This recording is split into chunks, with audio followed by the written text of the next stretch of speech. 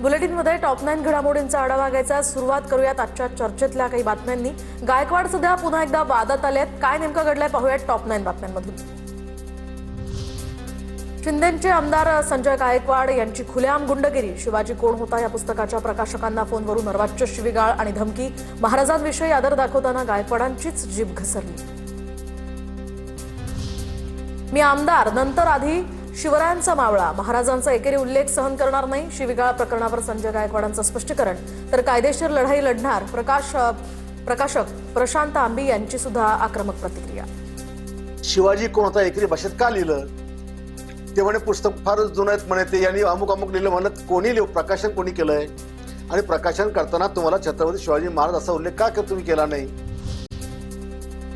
धमकी प्रकरणी आमदार संजय गायकवाड यांच्या विरोधात तक्रार दाखल करण्यासाठी प्रशांत आंबी हे राजारामपुरी पोलीस स्टेशनमध्ये, तर वरिष्ठ पोलीस निरीक्षक सतीश होडगर यांच्याशी तक्रारी संदर्भात त्यांनी चर्चा केली। शिवाय धमकी दिल्याबद्दल गुन्हा दाखल करण्यासंदर्भात अर्जही दिलाय।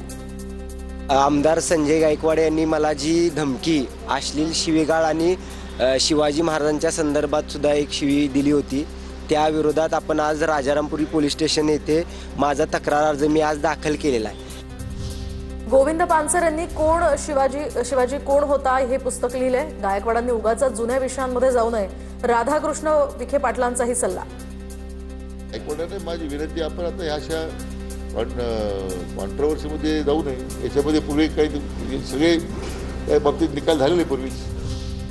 महाराजांविषयी अपशब्द कोणीही वापरू नये, भाजपचे मुख्य प्रवक्ते नवनाथ बन यांचीही प्रतिक्रिया। तर छत्रपतींचा अपमान सहन करणार नाही, महाराजांचा अपमान करणाऱ्यांवर कारवाई झाली पाहिजे अशीही प्रतिक्रिया। छत्रपती शिवाजी महाराजांचा अपमान कुणीही करू नये, ते गायकवाड असतील किंवा अन्य कुणी असेल त्यांच्यावर निश्चितपणे कारवाई झाली पाहिजे। प्रशांत आंबी धमकी प्रकरणानंतर पुरोगामी कार्यकर्ते आक्रमक, जिवे मारण्याची धमकी देणाऱ्या संजय गायकवाडांची आमदारकी रद्द करा, शिंदेच्या पक्षानं भूमिका स्पष्ट करावी, गिरीश फोंडे यांची मुख्यमंत्री आणि राज्यपालांकडे मागणी। सर्व वक्तव्याचा आम्ही तीव्र शब्दामध्ये निषेध करतोय आणि याचबरोबर आम्ही या राज्याचे राज्यपाल आणि मुख्यमंत्री देवेंद्र फडणवीस यांना आग्रह करतोय की त्यांनी आता संजय गायकवाड यांचा राजीनामा घेतला पाहिजे। ते जर राजीनामा देत नसतील तर त्यांची आमदारकी रद्द केली पाहिजे। कॉम्रेड गोविंद पानसर यांच्या हत्येतील आरोपी हा समीर गायकवाड आहे। समीर गायकवाड आणि या आमदार गायकवाडांचा काही संबंध आहे का याची चौकशी करा, स्मिता पानसर यांची मागणी। ज्या खुणामध्ये आरोपी असणारा गायकवाड आणि आता याही आमदारांचं आडनाव आहे गायकवाड आणि ते असं म्हणतात की पानसरेंचं काय झालं, काय केलं अशा अनुषंगानं म्हणतात। त्यामुळं मला असं वाटतं की आता सरकारनं स्वतः फिर्यादी होऊन याचा नीटपणानं तपास करायला पाहिजे। यांच्या खुणामध्ये या कुणाचा हात आहे का या अनुषंगानं तपासणी व्हायला पाहिजे। एखाद्या लेखकाबद्दल असं बोलणं योग्य नाही, संजय गायकवाडांबद्दल फार बोलण्याची आवश्यकता नाही। ते पुस्तक प्रकाशित होऊन फार काळ झालाय, वाचायचं असेल तर वाचा, नाहीतर सोडून द्या। या प्रकरणावर अंबादास दानवेंचीही संजय गायकवाडांच्या वक्तव्यावर प्रतिक्रिया। कोल्हापुरात संजय गायकवाडांच्या विरोधात आंदोलन, छत्रपती शिवाजी महाराज चौकात डाव्या आघाडीची निदर्शनं, आंदोलकांकडून आमदार गायकवाडांच्या अटकेची मागणी। तर दुसरीकडे आज बारामतीसाठी मतदान पार पडलेलं आहे। काय घडामोडी घडल्यात पाहूयात।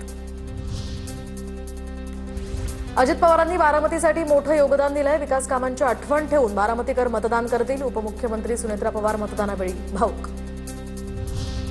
2029ला मी उमेदवार असावं अशी कार्यकर्त्यांची इच्छा, माझ्या बोलण्याचा विपर्यास करण्यात आला, अजय पवारांकडून आता त्यांच्या वक्तव्यासंदर्भात स्पष्टीकरण। तर बारामतीमध्ये 2029ला अजय विरुद्ध युगेंद्र पवार अशी लढत होऊ शकते, रोहित पवारांचं भाष्य। लोकांची मागणी आहे की 19 मध्ये मी उमेदवार व्हावं, 29 मध्ये मी उमेदवार व्हावं, पण माझी आशा आहे, नाही तर माझ्या मनात काय आहे की मी पक्षाचा छोटा कार्यकर्ता म्हणूनच कास माझे पुढे चालू ठेवावं आणि सगळ्यांना तिथं मदत करावी। लोकप्रतिनिधी कोण हे बारामतीकर ठरवतील, कुटुंब एकत्र असायला हवं, 2029ला पवार विरुद्ध पवार अशी लढत नको, युगेंद्र पवारांची TV9 मराठीला एक्सक्लुझिव्ह प्रतिक्रिया। अजित पवार हयात असताना विलिनीकरण झालं असतं तर 2029ला 100% दादाच मुख्यमंत्री असते। आज विलिनीकरणाचा प्रश्न निर्माण होत नाही, रोहित पवारांची प्रतिक्रिया। तर सुनेत्रा पवार मुख्यमंत्री झाल्या तर आनंदच होईल, सुप्रिया सुळेंचंही भाष्य।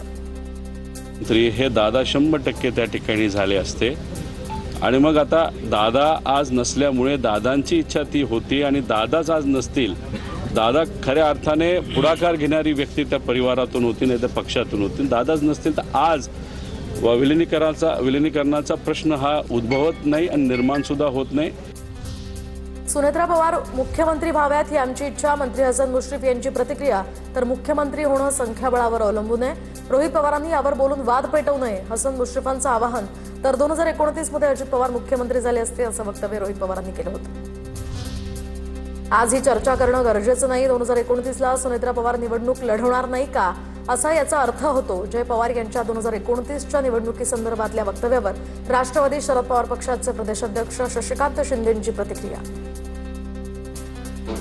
फार जबाबदारीने बोलणं गरजेचं आहे, कारण त्याचा अर्थ वेगळा लगेच लागतो.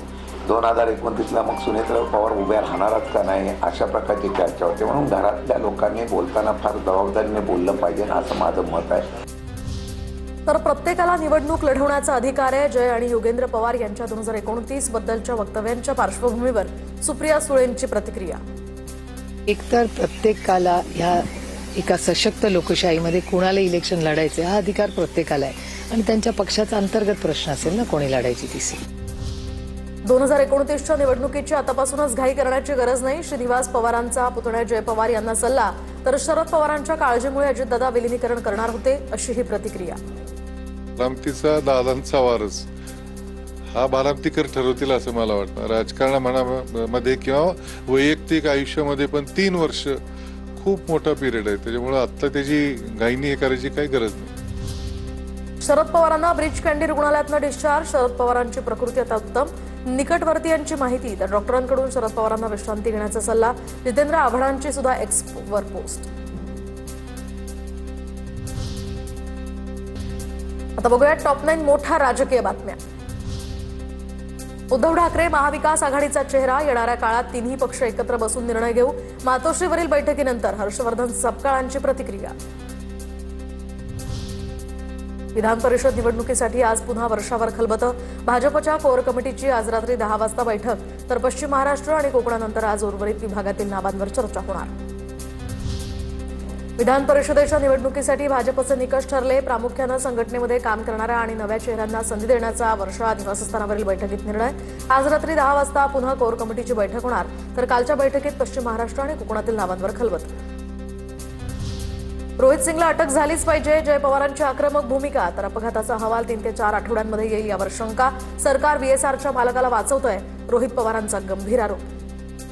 पुढच्या 2 आठवड्यामध्ये जर AIBने रिपोर्ट दिला, फायनल रिपोर्ट जर दिला, तर मी स्वतः केंद्रीय एव्हिएशन मंत्र्यांना जाईल आणि त्यांचा सत्कार त्या ठिकाणी करेल. सहकारी बँक घोटाळा प्रकरणामध्ये रोहित पवारांना क्लीन चिट. तर आर्थिक गैरव्यवहार प्रकरणातनं प्राजक्त तनपुरे सुद्धा दोषमुक्त. ईडीचा क्लोजर रिपोर्ट कोर्टानं स्वीकारला. सुनेत्रा पवारांमुळे रोहित पवार आणि प्राजक्त तनपुरेंना क्लीन चिट. सहकारी बँक कथित घोटाळा प्रकरणामध्ये संजय राऊतांचा आरोप. तर पत्राचाळ घोटाळ्यात राऊत बेलवर बाहेर आलेत. नवनाथ बन यांचा निशाणा. संकेत असे आहेत की त्या केसमध्ये सुनेत्राताई पवारांचं पण नाव होतं ना. त्यांना जर क्लीन चिट द्यायची असेल त्यांनाही द्यावी लागेल. साधा सोपा विषय आहे. मग जर त्यांना तुम्हाला सोडवायचं असेल तर मग इतरांना तुम्हाला आरोपी करता येणार नाही. संजय राऊत पत्राचाळ घोटाळ्याची अद्याप चौकशी सुरू आहे. पत्राचाळ घोटाळ्यामध्ये तुम्हाला क्लीन चिट मिळाली नाही. तुम्ही जरा पत्राचाळ घोटाळ्याचा जास्त विचार करा.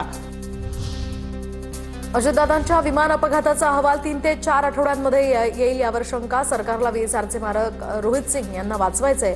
आमदार रोहित पवारांचा सरकारवर आरोप. रोहित सिंगला अटक व्हायलाच हवी. जय पवारांचंही स्पष्ट मत. तर दादांच्या विमान अपघात प्रकरणाचा तपास सीआयडीकडे. पुढील 2 ते 3 आठवड्यात सर्व चित्र समोर येईल. जय पवारांचं भाष्य. जळगावात विधान परिषद निवडणुकीसाठी भाजप आणि शिवसेनेतील इच्छुकांच्या नावांची राजकीय वर्तुळात चर्चा. भाजपकडून नंदकुमार अडवाणी, नंदकिशोर महाजन आणि अमोल शिंदेंचं नाव चर्चेत. तर शिवसेनेकडून गुलाबराव पाटलांचे चिरंजीव प्रतापराव पाटलांचंही नाव आघाडीवर. आता बघूया टॉप 9 राजकीय बातम्या. मंत्रालयात परिवहन मंत्री यांच्या उपस्थितीमध्ये महत्त्वाची बैठक. बैठकीमध्ये 1 मे पासून रिक्षा चालकांना मराठी सक्ती केल्यासंदर्भात चर्चा. बैठकीला परिवहन आयुक्त नार्वेकर आणि रिक्षा संघटनांचे पदाधिकारी उपस्थित. 1 मे पासून मुंबई, ठाणे, नवी मुंबईमध्ये रिक्षा टॅक्सी चालकांना मराठी सक्ती. राज्य सरकारच्या निर्णयाला मनसेचा पाठिंबा, तर अमराठी रिक्षा आणि टॅक्सीवाले 4 मे पासून निर्णयाविरोधात संपावर जाणार. सरकारचा निर्णय योग्य, सरकारचं अभिनंदन. ज्यांना संपावर जायचंय त्यांनी जावं, काहीही फरक पडणार नाही. मराठी रिक्षा चालकांच्या अंगावर आलात तर तुम्हाला रस्त्यावर मारणार, अमित ठाकरेंची प्रतिक्रिया. तुम्ही संप करा, तुम्ही रिक्षा चालवू नका, तुम्ही काय वाटेल ते करा. मराठी भाषा शिकायला घ्या पाहिजे या संपामध्ये. पण तुम्ही जे रिक्षा चालवतायत, जे मराठी लोक रिक्षा चालवतायत त्यांच्या अंगावर आला तर रस्त्यावर मारणं. पद्मश्री मधू मंगेश कर्णिकांचं मंत्री प्रताप सरनाईकांना पत्र. सरनाईकांच्या मराठी सक्तीच्या निर्णयाला कर्णिकांचा पाठिंबा. मंत्री प्रताप सरनाईकांची ही माहिती. गुणरत्न सदावर्तेंनी भाजपचे आमदार नरेंद्र मेहतांची भेट घेतली. मराठी सक्तीविरोधात सदावर्ते कायदेशीर भूमिका घेण्याची शक्यता. रिक्षा चालकांना मराठी सक्तीची करण्याच्या निर्णयाला काही संघटनांचा विरोध. सुप्रिया सुळेंनी काटेवाडीमध्ये मतदानाचा हक्क बजावला. पोटनिवडणूक कधीच आनंददायी नसते. कुटुंब संघर्षावर सुळेंकडून भावना व्यक्त. राहुरीमध्ये अक्षय कर्डिलेंनी मतदानाचा हक्क बजावला. वडील सोबत नाहीत पण आशीर्वाद पाठीशी. कर्डिलेंकडून विजयाचा विश्वासही व्यक्त. माजी आमदार ज्ञानराज चौगुलेंच्या पुनरागमनाच्या चर्चांना उधाण. त्यांच्या मुलीच्या व्हॉट्सअप स्टेटसमुळे राजकीय खळबळ. तर या स्टेटसनंतर माजी आमदार ज्ञानराज चौगुले यांची विधान परिषदेवर वर्णी लागणार का, या संदर्भात चर्चा. मनी लॉन्ड्रिंग प्रकरणी विशेष न्यायालयामध्ये आरोप निश्चितीकरणास स्थगिती द्यावी. माजी गृहमंत्री अनिल देशमुखांची मुंबई हायकोर्टात धाव. न्यायमूर्ती अश्विन भोबे यांची ईडीला नोटीस बजावत प्रतिज्ञापत्र सादर करण्याचे निर्देश. तर पुढील सुनावणी आता 18 जूनला होणार. सध्या महाराष्ट्रामध्ये गुन्हेगारीचा विळखा अधिक घट्ट होत चाललाय. काय नेमक्या घडामोडी घडतायत पाहूयात टॉप 9 बातम्यांमधून. बंधू अशोक खरातला 14 दिवसांची न्यायालयीन कोठडी. 5व्या गुन्ह्यामध्ये 6 मे पर्यंत खरातची न्यायालयीन कोठडीत रवानगी. 6व्या गुन्ह्यामध्ये एसआयटी खरातचा ताबा मागणार. समता पतसंस्थेचे संस्थापक काका कोयटे यांचा राज्य पतसंस्था फेडरेशनच्या अध्यक्षपदाचा राजीनामा. बंधू अशोक खरातचे समता पतसंस्थेशी कनेक्शन समोर आल्यानंतर आता सभासदांकडून राजीनाम्याची मागणी. 2015 पासून काका कोयटे राज्य फेडरेशनचे अध्यक्ष असल्याची माहिती. नाशिक महापालिकेचा डॉक्टरही बंधू खरातचा साथीदार. एसआयटी तपासात खळबळजनक खुलासा. गर्भपाताच्या गोळ्यांचा पुरवठा केल्याचा संशय. संबंधित डॉक्टरची आता चौकशी होणार. नागपूर एनजीओ धर्मांतर प्रकरणामध्ये 5 पीडित तरुणींचे जबाब नोंदवले. विनयभंग आणि धार्मिक सक्तीचे हे आरोप. तर मुख्य आरोपी रियाज काझेची पोलीस कोठडी आज संपणार. फॉरेन्सिक चौकशी सुरू. रियाज काझेच्या नागपुरातील कार्यालयामधून लॅपटॉप, कम्प्युटरची हार्ड डिस्क जप्त. तर लॅपटॉप, हार्ड डिस्क फॉरेन्सिक टीमला तपासली जाणार. दरम्यान रियाज काझे विरोधात 5 पीडित तरुणींचे पोलिसांनी जबाब नोंदवलेत. नमाज पठण, विनयभंग केल्याचा पीडित तरुणीचा पोलिसांसमोर जबाब. परतवाडा प्रकरणी पोलिसांनी मकोका अंतर्गत कारवाई करावी. अल्पसंख्याक आयोग आज आरोपीवर मकोका लावण्याची मागणी करणार. प्यारे खान यांची माहिती. तर पीडित मुलींनी तक्रारीसाठी पुढे यावं असंही आवाहन. बंधू राजेंद्र गडगेला पुन्हा 4 दिवसांची पोलीस कोठडी. संगमनेर न्यायालयामध्ये सुनावणी. 27 एप्रिलपर्यंत पोलीस कोठडी. राजेंद्र गडगे मंत्रतंत्रानं दुर्धर आजार बरे करण्याचा दावा करायचा. परभणीमध्ये 10 लाखांच्या मागणीसाठी विवाहितेचा छळ. परभणीच्या नानापेठ पोलीस ठाण्यामध्ये 5 जणांविरोधात गुन्हा दाखल. तर मुलीच्या उपचारासाठी माहेरातनं 10 लाख रुपये आणण्यासाठी छळ केल्याचा आरोप.